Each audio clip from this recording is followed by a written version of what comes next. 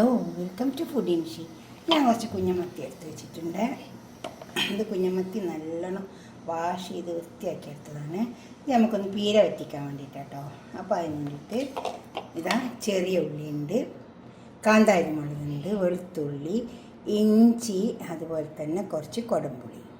നമുക്ക് ഇതൊന്ന് ഈ മിക്സിൻ്റെ ജാറിലിട്ടിട്ട് ചതക്കിയെടുക്കാം. അധികം അരിയേണ്ട ആവശ്യമൊന്നുമില്ല. ഇനിയിപ്പോൾ ഉരലുണ്ടെങ്കിൽ അതിലിട്ടിട്ട് ഒന്ന് ചതക്കിയെടുത്താലും മതി. എൻ്റെ അടുത്തുണ്ട്, പക്ഷെ അത് ചെറുത്താ.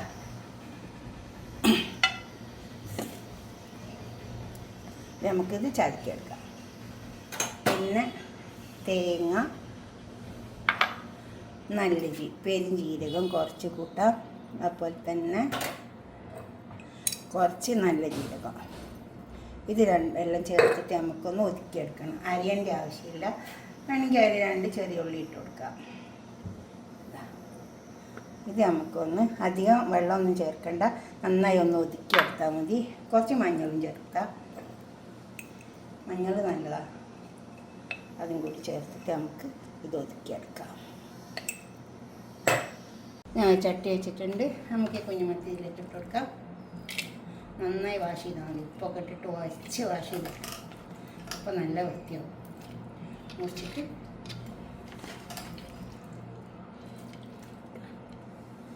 ഇട്ടിട്ടുണ്ട്. നമുക്ക് ഉപ്പിട്ട് കൊടുക്കാം.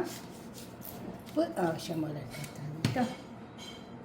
പിന്നെ അരപ്പങ്ങ് ചേർത്ത് നന്നായി കുഴച്ച് കൊടുക്കാം. അരപ്പ്, ചെറിയ ഉള്ളി, കാന്താരി, അതുപോലെ തന്നെ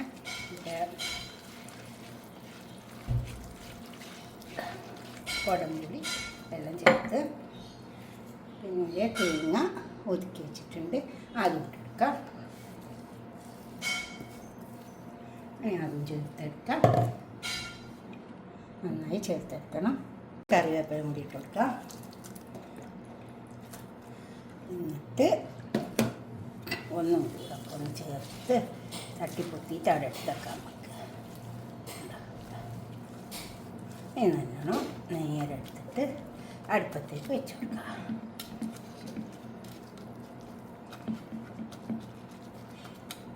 നല്ല ഫിറ്റാക്കിയിട്ട് അവിടെ വെച്ചാൽ മതി. മൂടി കൊടുക്കാം. ഇനി ഇത് വാങ്ങട്ടെ. നമ്മൾ തേങ്ങ ഇട്ടിട്ട് വറ്റിച്ചെടുക്കുന്ന പോലെ തന്നെ മുളക് ഇട്ടിട്ടും വറ്റിച്ചെടുക്കാം. അപ്പോൾ നന്നായി വാഷ് ചെയ്തെടുത്ത് അപ്പോൾ തന്നെ ഉണ്ടോ.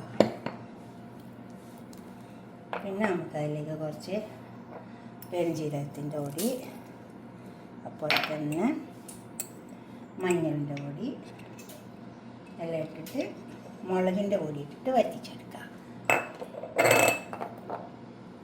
അതിൽ പിന്നെ തേങ്ങ ഇടില്ല. കാശ്മീരി മുളകാണ്. പിന്നെ ഉള്ളി, കാന്താരി മുളക് എല്ലാം മിക്സിയിൽ ജാറിലിട്ടിട്ട് ഒതുക്കിയെടുത്തിട്ടുണ്ട്. കുറച്ച് ജീരകം ഇട്ടിട്ട് ഒതുക്കിയെടുത്താണ്. നല്ല ജീരകം. പിന്നെ നമുക്ക് കുറച്ച് കുടംപുളി ഇട്ട് കൊടുക്കാം. അതേമാതിരി തന്നെ നന്നായി ചേർത്ത് കൊടുക്കുക. ഉപ്പ് ആവശ്യം പോലെ ഇട്ട് കൊടുക്കുക. എന്നിട്ട് ഇത് നമുക്കൊന്ന് ചേർത്തെടുക്കാം. ഇതിലും വെള്ളത്തിൻ്റെ ആവശ്യമില്ല. നന്നായി മൂടിയിട്ട് കൊടുത്താൽ മതി. അപ്പോൾ അതങ്ങനെ വറ്റി വരും. ഇങ്ങനെ തന്നെ ഇനി അവിടെ മൂടി വെച്ച് കൊടുക്കുക. അതും വേവട്ടെ. നമുക്കിതൊന്ന് തിരിച്ച് വെച്ച് കൊടുക്കാം. ഒന്ന് മറിച്ചിട്ട് കൊടുക്കുക. അതിൽ വെള്ളമൊന്നും വയ്ക്കാത്തതുകൊണ്ട് വെള്ളം ഇതിൽ നിന്ന് തന്നെ വന്നിട്ടുണ്ട് കേട്ടോ. കണ്ടോ, നല്ലോണം വൃത്തിക്ക് അവിടെ വെച്ച് കൊടുത്താൽ ഉപ്പും കൂടെയൊക്കെ നോക്കാം. ഉപ്പും കൂടെയൊക്കെയുണ്ട്. ഒന്നും കൂടി ഇത് വേവാനുണ്ട്. തിരിച്ച് വെച്ച് കൊടുത്തിട്ട് ആവശ്യം കൂടി ഒന്ന് വേവണം. വെള്ളം തീരെ ഒഴിച്ച് കൊടുക്കണം. ഇതിൽ തന്നെ വെള്ളം ലീക്കും.